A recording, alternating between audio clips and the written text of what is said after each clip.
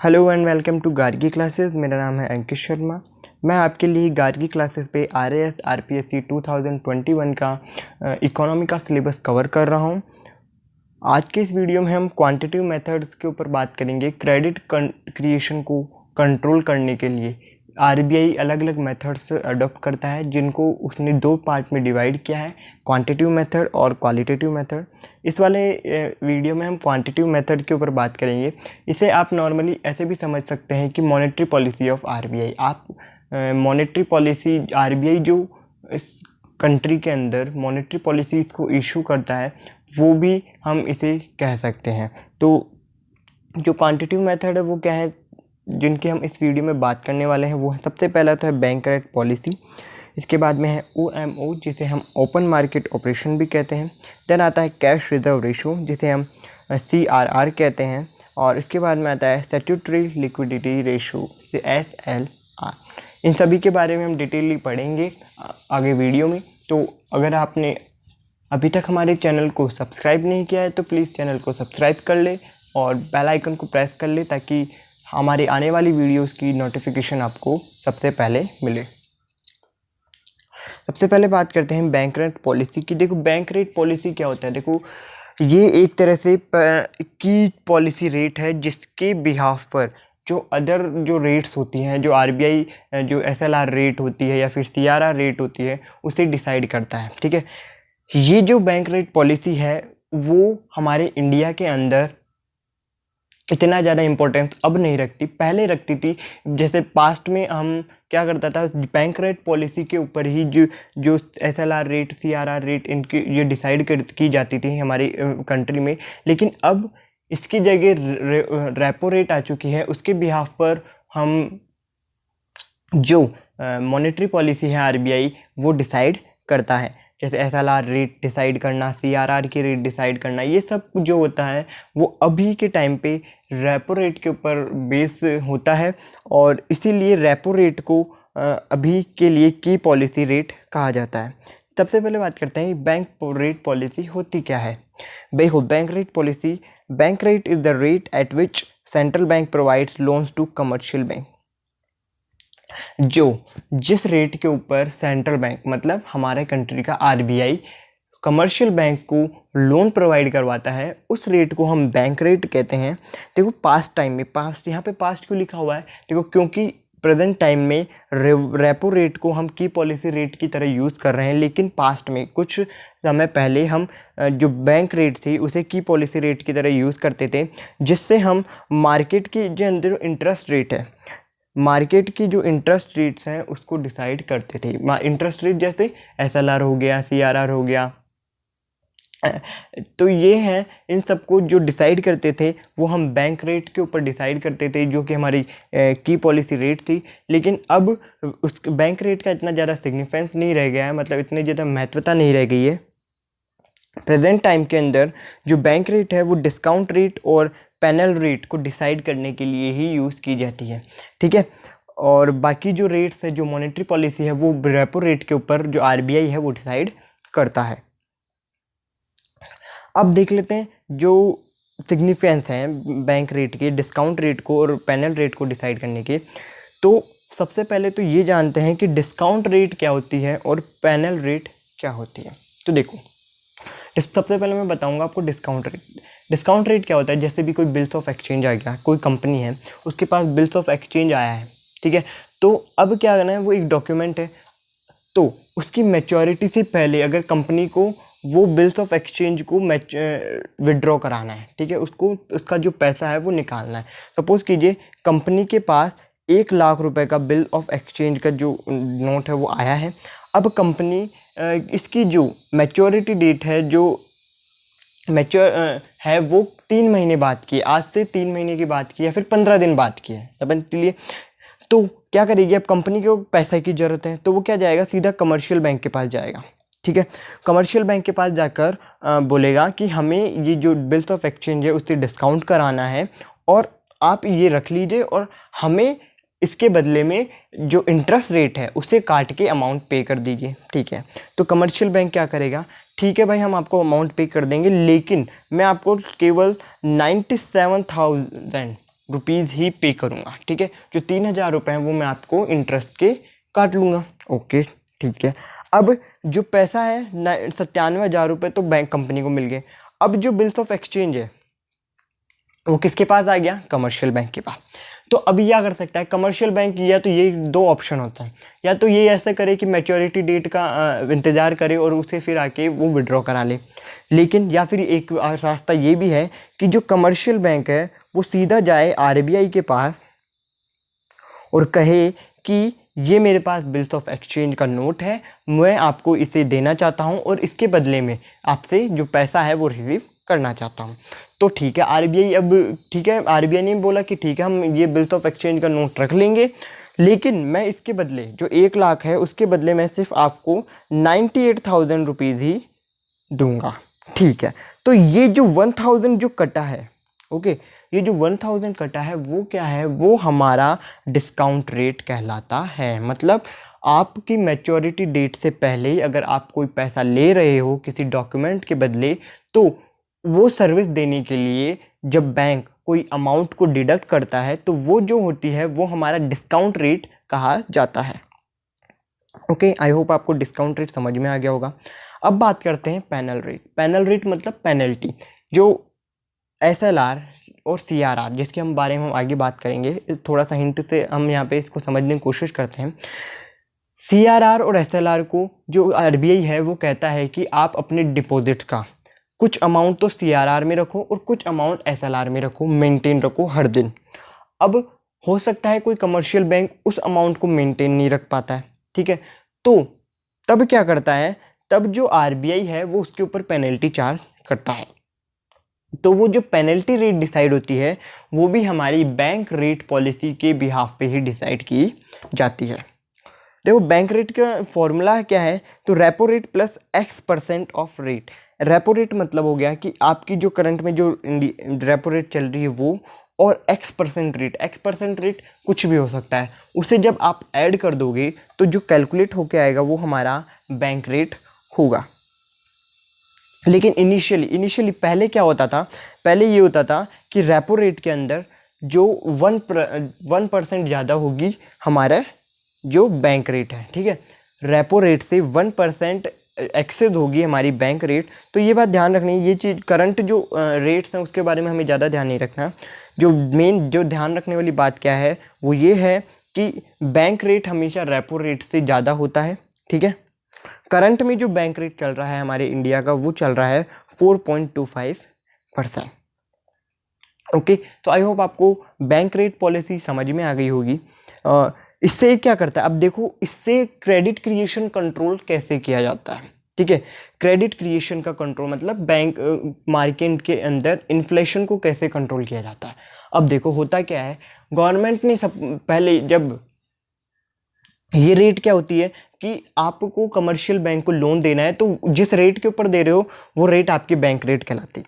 अब मान लीजिए कि आरबीआई को क्या करना है, आरबीआई को इन्फ्लेशन को कंट्रोल करना है, मतलब मार्केट से पैसा निकालना है। ओके, तो मार्केट से जब आरबीआई को पैसा निकालना होता है मतलब आउटफ्लो करना है, तो क्या करेगा, ये जो बैंक रेट है उसे वो आरबीआई इंक्रीज कर देगा।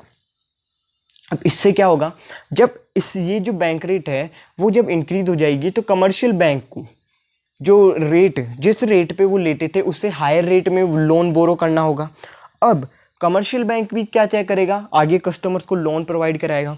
तो ऐसा तो नहीं है कि वो यहाँ पे ज़्यादा इंटरेस्ट रेट पे करे और कस्टमर को कम इंटरेस्ट पे ही लोन दे दे, नहीं, ऐसा नहीं हो सकता, क्योंकि उसे भी अपना प्रॉफिट का जो मार्जिन है वो मेंटेन करना पड़ता है, ठीक है। तो वो क्या करेगा, वो आगे जब हाई रेट पे हमें उसे लोन मिल रहा है तो वो आगे भी उस लोन को हाई रेट पे ही ट्रांसफ़र करेगा। तो जब हाई रेट पे जब लोन मिलेगा तो जो हमारे आपके जैसे कस्टमर हैं वो क्या करेंगे, लोन कम लेंगे, ठीक है। और इससे क्या होगा कि मार्केट में पैसा कम हो जाएगा, लोगों के पास पैसा नहीं होगा तो जो प्रोडक्ट्स की जो डिमांड है वो कम हो जाएगी और इससे इन्फ्लेशन कंट्रोल हो जाएगा, ठीक है। तो महंगाई जो है वो कंट्रोल में आ जाएगी।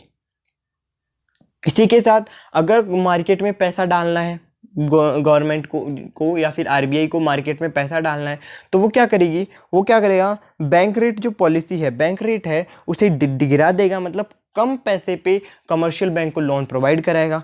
अब जब उन्हें सस्ती दरों पे लोन मिल रहा है तो कमर्शियल बैंक क्या करेंगे, कंपटीशन में बने रहने के लिए कम इंटरेस्ट रेट पे लोगों को लोन प्रोवाइड कराएंगे, और उससे क्या होगा कि लोगों के पास पैसा आएगा और वो जो गुड्स या सर्विसेज की जो डिमांड है वो बढ़ जाएगी और एक जो इकोनॉमिक ग्रोथ है वो आ जाएगी। तो इस तरह से जो मेन पर्पस होता है आरबीआई का मॉनेटरी पॉलिसी को इम्प्लीमेंट करने का, वो क्या होता है कि ग्रोथ और इन्फ्लेशन के अंदर बैलेंस कैसे बनाया जाए। ठीक है, जब ग्रोथ और इन्फ्लेशन के अंदर बैलेंस डिसबैलेंस हो जाता है तब जो आरबीआई है वो मॉनेटरी पॉलिसीज को अप्लाई करना शुरू करता है।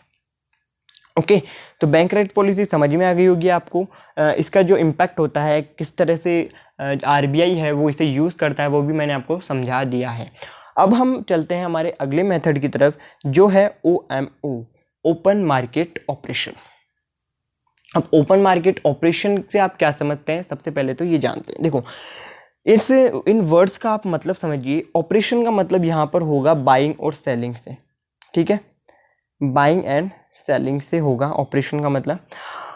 मार्केट मतलब हमारे जो वो हैं बॉन्ड्स वगैरह हो गए, सिक्योरिटी। ठीक है, सिक्योरिटी। और ओपन का मतलब हो गया कि यहाँ पर सभी इंक्लूड होंगे, मतलब कोई एक इंडिविजुअल आम जो सिटीजन है वो भी यहाँ पे इंक्लूड होगा, कोई बैंक भी यहाँ पे इंक्लूड हो सकता है। मतलब ये जो ऑपरेशन है, जो गवर्नमेंट सिक्योरिटीज़ का बाइंग और सेलिंग का जो काम है, वो कोई भी परचेज कर सकता है। वो एक कमर्शियल बैंक भी हो सकता है या फिर एक पब्लिक में से कोई एक आदमी भी हो सकता है। ठीक है, तो ओपन मार्केट ऑपरेशन से आप क्या समझते हैं, the sale and purchase of the government securities by the central bank is referred as the open market operation. Government securities को बेचना या खरीदना सेंट्रल बैंक के द्वारा, वो हमारा ओपन मार्केट ऑपरेशन कहलाता है। ये जो ऑपरेशन है, ये जो पॉलिसी है, वो आरबीआई यूज़ करता है इन्फ्लेशन को कंट्रोल करने के लिए। ठीक है, मैं आपको समझाऊंगा ये कैसे होता है। अब देखो, सपोज कीजिए कि अगर आरबीआई इन्फ्लेशन को कंट्रोल करना चाहता है तो उसको क्या करना होगा, वो क्या करेगा, हमारे लिए यहाँ पर जो बॉन्ड्स है वो इशू करना स्टार्ट कर देगा। ठीक है, जो गवर्नमेंट सिक्योरिटीज़ है उसे इशू करना स्टार्ट कर देगा। तो क्या करेंगे लोग, क्या करेंगे, गवर्नमेंट के जो सिक्योरिटीज़ है उसे परचेज़ करेंगे। ठीक है, अब जब उसे परचेज़ करेंगे तो क्या होगा कि जो पैसा है वो कलेक्ट होके आरबीआई के पास चला जाएगा, और जो बॉन्ड है, बॉन्ड मतलब बॉन्ड एक तरह का एक लीगल डॉक्यूमेंट होता है। उसमें क्या लिखा होता है, आपके ऊपर एक अमाउंट लिखा होता है और एकदम लीगल जो इन्फॉर्मेशन है वो दी हुई होती है, और ये लिखा होता है कि 5 साल बाद, 10 साल बाद ये जो बॉन्ड है वो आपको इतने रुपए में मिलेगा। बेसिकली जो बॉन्ड है वो क्या है, जीरो डिस्काउंट रेट पे हमें इशू किया जाता है। इसका जीरो इंटरेस्ट रेट पे इशू किया जाता है।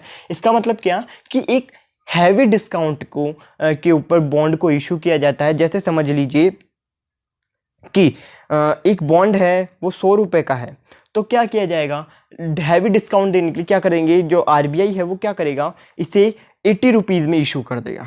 ठीक है, तो क्या हो गया, इस पर इंटरेस्ट रेट तो नहीं मिलेगा, लेकिन इन फ्यूचर में जब आप जो आरबीआई उस बॉन्ड को वापस लेगा तो वो आपको कितने रुपए पे करेगा, 100 रुपीज़। तो ये होता है bond, zero interest rate bond, इसी ही कहते हैं। तो ये एक तरह का लीगल डॉक्यूमेंट होता है। तो मैं क्या कह रहा था कि गवर्नमेंट सिक्योरिटीज को सेल करके जो आरबीआई है वो इन्फ्लेशन को कंट्रोल करता है, और गवर्नमेंट सिक्योरिटीज़ को परचेज करके जो आरबीआई है वो जो ग्रोथ रेट है, मतलब मार्केट में पैसा डालता है। अब एक समझिए कि ये पब्लिक है, ये मार्केट है, इसमें कम से कम 100 करोड़ रुपए है। ठीक है, अब आरबीआई ने क्या किया, आरबीआई ने 10 करोड़ के जो गवर्नमेंट सिक्योरिटीज़ है वो इशू कर दी। ठीक है, अब जो बॉन्ड है वो तो इनके पास चला जाएगा, और जो अमाउंट है, जो 10 करोड़ रुपए हैं, वो आरबीआई के पास आ जाएंगे। तो अब यहाँ पर कितने रुपए रह गए, 90 करोड़। तो हो गया मार्केट से पैसा निकाल दिया तो जो इन्फ्लेशन है, जो लोगों के पास जो लोगों की जो डिमांड है वो कम कंट्रोल हो जाएगी। ठीक है, अब सपोज कीजिए कि मार्केट में पैसा नहीं है, पैसा घूम नहीं रहा है, तो क्या करेगा आरबीआई? तब आरबीआई जो बॉन्ड है उन्हें वापस से परचेज करेगा। ठीक है, तो सपोज कीजिए कि मार्केट में अभी 90 करोड़ रुपीज़ ही है और आरबीआई के पास 10 करोड़ के बॉन्ड है। सेम वही एग्जांपल ले रहा हूँ ताकि आपको इजी रहे समझने में। 10 करोड़ के बॉन्ड है, मतलब 10 करोड़ के बॉन्ड उसे खरीदने हैं। ठीक है, अब क्या करेगा आरबीआई? आरबीआई ये करेगा कि वो जो पैसा है वो तो मार्केट में पहुंचा देगा, मतलब लोगों को दे देगा, और क्या करेगा, जो बॉन्ड है वो उसे खरीद लेगा। तो क्या करेगा, इससे भी जो पैसा है, अब क्या हो गया, इस यहाँ पे प्लस 10 करोड़ कर दूं मैं, तो मार्केट में पैसा बढ़ गया, तो अब कितना हो गया, 100 करोड़ हो गया। तो ये जो ऑपरेशन है वो आरबीआई इन्फ्लेशन को कंट्रोल करने के लिए करता है और ग्रोथ रेट को इंक्रीज करने के लिए यूज़ करता है। ओके, अब बात करते हैं हम हमारे अगले टॉपिक को तरफ, जिसका नाम है CRR, कैश रिजर्व रेशियो। ये क्या है? देखो, by law bank have to keep certain amount of cash as a reserve ratio against their total deposit, means net demand and time liabilities with RBI is called cash reserve ratio. अब इसे समझिएगा कि law के हिसाब से, मतलब RBI के circular में लिखा हुआ है कि आप जो कमर्शियल बैंक है उनके पास जितना टोटल अमाउंट आ रहा है, टोटल डिपॉजिट आ रहा है, टोटल डिपॉजिट मतलब नेट डिमांड और टाइम लाइबिलिटीज। नेट डिमांड और टाइम लाइबिलिटीज क्या होती है? देखो, डिपॉजिट दो तरह के होते हैं, एक तो डिमांड डिपॉजिट होते हैं, एक टाइम डिपॉजिट होते हैं। डिमांड डिपॉजिट में आपके सिंपली आते हैं सेविंग अकाउंट हो गया या करंट अकाउंट हो गया, मतलब जिनको ऑन डिमांड आप विड्रॉ करा सकते हो, मतलब आपने गवर्नमेंट बैंक से डिमांड की कि मुझे इतने पैसे चाहिए और बैंक ने आपको वो पैसे लौटा दिए, तो वो तो क्या हो गया, हमारे डिमांड डिपॉजिट। ठीक है, अब टाइम डिपॉजिट क्या? टाइम डिपॉजिट मतलब हो गया कि आपने बैंक में पैसा जमा कराया और गवर्नमेंट कुछ सर्टेन टाइम के बाद में आपको इंटरेस्ट के साथ वो पैसा लौटा रही है। ठीक है, इसका एक एग्जांपल हो गया हमारा एफडी, मतलब फिक्स डिपॉजिट।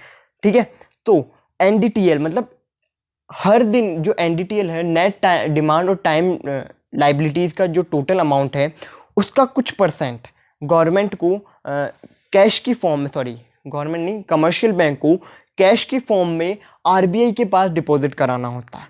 ठीक है, सपोज कीजिए कि अभी का जो एनडीटीएल मतलब नेट डिमांड और टाइम लाइबिलिटीज 100 करोड़ की है किसी आरबीआई किसी भी गवर्नमेंट बैंक के पास, तो उसको 4 करोड़ रुपए आरबीआई के पास डिपॉजिट कराने पड़ेंगे as a cash reserve ratio की फॉर्म में। ठीक है, अब जब आरबीआई को इन्फ्लेशन कंट्रोल करना है, इन्फ्लेशन मतलब मार्केट से मई पैसा, मतलब ये होना चाहिए कि बैंक ज़्यादा लोन ना प्रोवाइड कराए। ठीक है, बैंक ज़्यादा लोन ना प्रोवाइड कराए, इसलिए क्या करेगा, जो आरबीआई है वो सीआरआर रेट को बढ़ा देगा। ठीक है, तो अब देखो, जहाँ पर पहले 4 करोड़ रुपए उसे रखने पड़ते थे तो वो 96 करोड़ का लोन दे रहा था। अब क्या किया आरबीआई ने सीआरआर बढ़ा के 40% कर दिया। मतलब अब क्या करना होगा, अगर गवर्नमेंट एक किसी कमर्शियल बैंक का एनडीटीएल 100 करोड़ है तो उसे 40 करोड़ रुपए तो रिजर्व बैंक ऑफ इंडिया मतलब आरबीआई के पास डिपॉजिट कराने होंगे in the form of CRR. तो अब उसके पास 60 करोड़ रुपए रहे लोन प्रोवाइड कराने के, तो क्या अब वो लोन जहां पर पहले 96 करोड़ रुपीस का लोन प्रोवाइड करा रहा था, वहां पर अब वो 60 करोड़ रुपीस का लोन प्रोवाइड करा रहा है, तो इससे जो मार्केट में पैसा है वो बाहर निकल गया, मतलब मार्केट के अंदर जो पैसा है वो रुक गया, मतलब कंट्रोल कर लिया गया। ठीक है, तो लोगों के पास पैसा नहीं होगा तो वो जो डिमांड नहीं करेंगे, और डिमांड नहीं करेंगे तो जो प्राइसेस हैं, जो महंगाई है वो कम हो जाएगी। ठीक है, अब सपोज कीजिए इसको गवर्नमेंट को क्या करना है, या मार्केट में पैसा बढ़ाना है, मतलब ग्रोथ रेट इंक्रीज करनी है, पैसा डालना है मार्केट में, तो क्या करेगा आरबीआई सीआरआर रेट को गिरा देगा। ठीक है, 4% से 2% पे ले आएगा, तो जो 2% अब जो कमर्शियल बैंक है, अगर उसके पास 100 करोड़ रुपीज़ है तो वो अब कितने, और उसे 2 करोड़ रुपीज़ मतलब 2% ऑफ NDTL उसे रिजर्व में रखना है CRR की फॉर्म में, तो अब वो कितना अमाउंट लोन की फॉर्म में घुमा सकता है? 98 करोड़। तो ठीक है, तो आप समझ गए होंगे कि CRR को इंक्रीज करने से तो जो गवर्नमेंट है या फिर RBI है वो इन्फ्लेशन को कंट्रोल करता है, और CRR डिक्रीज करके जो RBI या गवर्नमेंट है वो मार्केट में पैसा डालती है, मतलब ग्रोथ रेट को इंक्रीज करवाती है। करंट में जो CRR रेट चल रही है इंडिया के अंदर वो है 4%।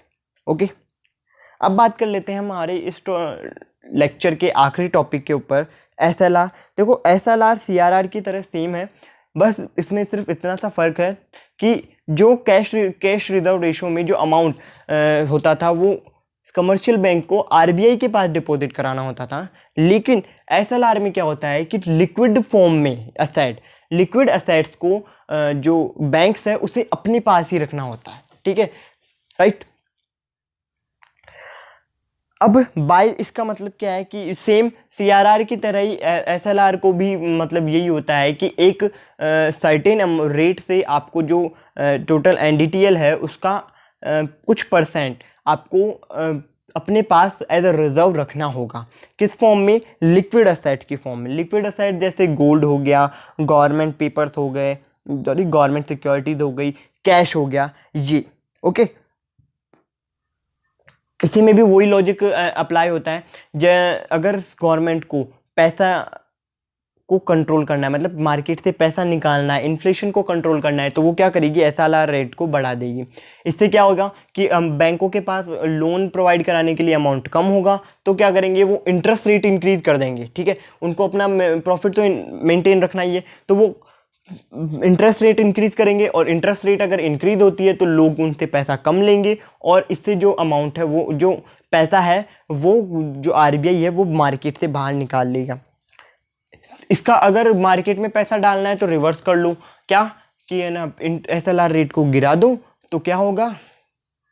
SLR रेट अगर गिरती है तो जो कमर्शियल बैंक है उनके पास पैसा ज़्यादा होगा, और पैसा ज़्यादा है तो वो पैसा ज़्यादा रेट मतलब ज़्यादा पैसा मार्केट में घुमा सकते हैं, मतलब कस्टमर को लोन प्रोवाइड करा सकते हैं। और अगर उनके पास पैसा ज़्यादा है तो क्या करेंगे? वो इंटरेस्ट रेट गिरा देंगे। ठीक है, और फिर लोन जो लोग हैं उनसे ज़्यादा लोन करेंगे, लोगों के पास पैसा आ जाएगा और फिर वो डिमांड करने लग जाएंगे। ठीक है, करंट की जो SLR रेट चल रही है इंडिया में RBI के द्वारा जो इशू की गई है वो 18% से की गई है। अब देखो यहाँ पे मैंने नोट करके कुछ लिखा है, CRR and SLR maintain daily as an % of NDTL of last Friday of second preceding fortnight. अब मैंने यहाँ पे बताया कि आपको NDTL का जो अमाउंट है उसका कुछ % आपको रिजर्व रखना है। अब नेट डिमांड और टाइम लाइबिलिटीज मतलब हर दिन कैलकुलेट होती है, तो आपको कौन से दिन का लेना है?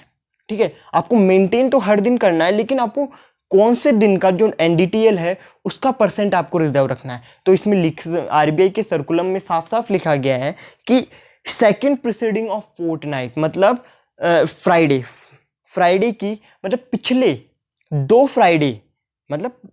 पिछले दो फ्राइडे को जो NDTL था बैंक का वो हमें उसका कुछ % हमें CRR और SLR के फॉर्म में मेंटेन करना होता है। अब वो सपोज कीजिए कोई बैंक है वो CRR या SLR मेंटेन नहीं कर पा रहा है, नहीं किया उसने, तब क्या? तब RBI उस पर पेनल्टी चार्ज करता है। उसकी रेट क्या होती है? देखो, बैंक रेट, मैंने आपको बैंक रेट जब पढ़ा इस वीडियो में, जब मैंने आपको स्टार्टिंग में पढ़ाया था कि बैंक रेट से ही पेनल्टी रेट डिसाइड होती है, तो बैंक रेट के अंदर जब हम 3% ऑफ शॉर्टफॉल, 3% ऑफ शॉर्टफॉल मतलब सपोज कीजिए 4 करोड़ के अंदर किसी बैंक ने 3 करोड़ ही रखा CRR के अंदर, तो जो 1 करोड़ रुपीज़ है उसका 3% जब बैंक रेट के साथ ऐड कर दिया जाएगा तो वो तो हो गया हमारा अगर एक दिन का डिले होता है, एक दिन अगर आपने मेंटेन नहीं किया। अब कंसिक्वेंटली बैंक ने 1 नहीं 2 नहीं 3-4 दिन तक ये नहीं किया, तब क्या एक्शन लेगा या क्या पेनल्टी चार्ज करेगा? वो पेनल्टी रेट होती है बैंक रेट प्लस 5%। ठीक है, 5% से, मतलब यहाँ पे 3% हो जाएगा और यहाँ पे 5%, 2% से बढ़ा दिया जाएगा। सो आई होप आपको ये जो क्वांटिटिव मेथड्स हैं क्रेडिट क्रिएशन को कंट्रोल करने के, मतलब मॉनेटरी पॉलिसीज़ हैं जो bank rate policy, OMO, CRR, SLR, ये आपको कम्प्लीटली समझ में आ गए होंगे। अगर वीडियो अच्छा लगे तो प्लीज़ लाइक करें, शेयर करें, और अगर आप हमारे चैनल पे नए हैं तो प्लीज़ चैनल को सब्सक्राइब कर लें। Thank you so much.